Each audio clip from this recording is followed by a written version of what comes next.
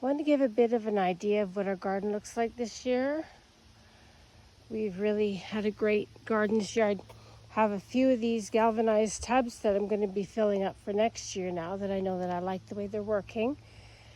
And then we got peppers here, prepared to put plastic over the top when it gets cool. And then we have garden beds. They're one that I've covered for the broccoli, and then past that is sweet potatoes. We're going to be putting boards around this to make them beds this fall. These, we didn't get a chance to put up all of these wires yet because they just took right off on us. So we're ready now for next year to get them up properly. And how he's done it is he's put these things in the ground and pounded them in. Then he put these 4x4 posts, and he's using treated because none of it is touching the food.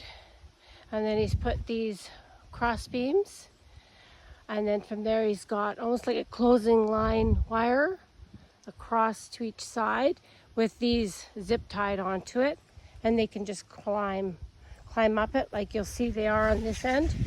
They're climbing up it. The tomatoes that he's done an amazing job with the tomatoes, but like he said, it's too heavy. He's going to do something a little different next year, use a stronger wire probably. But he did the same thing, except he put a wire on the bottom and a wire on the top with these hooks from Amazon on them.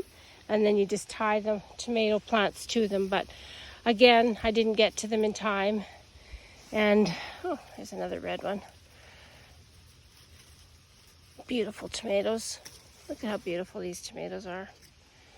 So there's quite a few tomatoes in here, and it's made it so heavy that it's actually, I don't know if you could see that in the film, but it's pulling this down. So next year we're going to do that a little differently, probably put a stronger wire or something up there, and not so many plants. We had put plants in the middle too, which is really hard to get them to climb on anything. Then on this side we got potatoes and sweet potatoes in these cloth bins.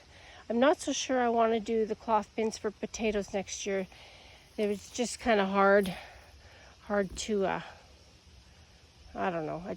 I found that I wanted to put straw in there to keep it as they were growing, but it's too hard to get straw in these little buckets. And then the cabbages, and I got more potato plants that are growing in here. And next year, with having boards along the bottom, I'll be able to secure this better so the bugs can't get in, because they're still getting in underneath and eating a bit. See, they're having a little feast. And that's our garden. It's done really well this year. I'm really happy with it.